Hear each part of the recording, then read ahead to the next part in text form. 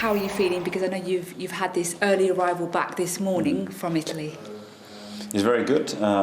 We play 2 very competitive matches away from home in the last 4 or 5 days, and we have a massive one on Sunday as well, so very looking forward to it. You must be really pleased with the way the 2 games this week have gone, and in particular keeping 2 clean sheets away from home. Yes, because there are 2 very different teams, but both of them extremely tricky to play against away from home. But we had some positive results last night. We wanted a different one. We wanted to win the game for sure, but you cannot win it, don't lose it. And there are things basically very simple to improve, but the team is showing a lot of consistency. And of course, it's back to Premier League action this weekend. Huge match, Manchester City against Arsenal at the Etihad Stadium. How have your players come through last night's match? Have you got any fresh injury concerns to contend with? Not really, and straight away after the match, recover, sleep, eat well, and everybody looking forward to the match. We know what it means, we know what we're fighting for, and it's a great opportunity for the team to show what we're capable of doing. You won't, of course, have Martin Odegaard available for the foreseeable future. Do you have an updated time frame on how long he could potentially be out? No, we need to see, especially we need to see the development in the next week or so, how the ankle reacts first of all, and then Saf will give me an update and more a time frame of how long he can be out for. Focusing on your opponents on Sunday, Manchester City, of course, they played in the Champions League on Wednesday night, so they have had an extra day to rest and recover when compared to Arsenal. Do you think that gives them any sort of advantage? Well, we wanted the same as them. We're not getting it, so we have to adapt and make the most of the time that we have today, tomorrow, and the morning of the match to prepare in the best way to go there to win the game. And from your point of view, from a coach's point of view, what has this week been like physically and mentally, having these 2 away games, of course, away to Tottenham, away to Atalanta, and now having another big away game? Yeah, we've been preparing for this since pre-season. Obviously, we knew the schedule. We knew that it's extremely rare to play in these conditions, 3 massive ways in 6 days. But it was what it was. So we have prepared for that physically, mentally, tactically, making sure that everybody is ready for it because we're going to need them, and especially with the injuries that we had in international break. So we are prepared. In terms of your tactics, I mean, they could well be without one of their key players in Kevin De Bruyne on Sunday. Does that change how you may well set up your team on Sunday? No, because what's the option? If he doesn't play, it's Gundogan, Bernardo, Phil Foden, Kovacic, they are all world-class players.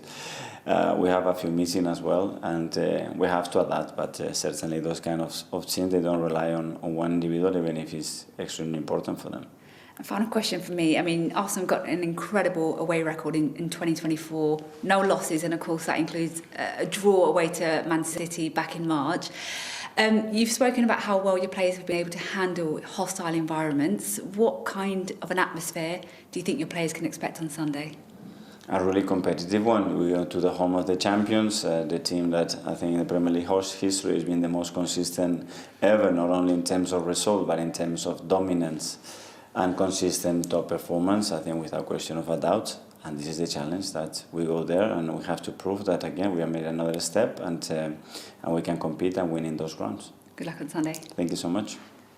Okay, yeah, just a few more from me. We're going to have about 3,000 supporters travelling to the Man City game. The support lately been brilliant. Obviously, the passionate celebrations with Gabriel in the Tottenham game, and travelling all the way to Atalanta as well. How much of a part do the supporters have to play in these games?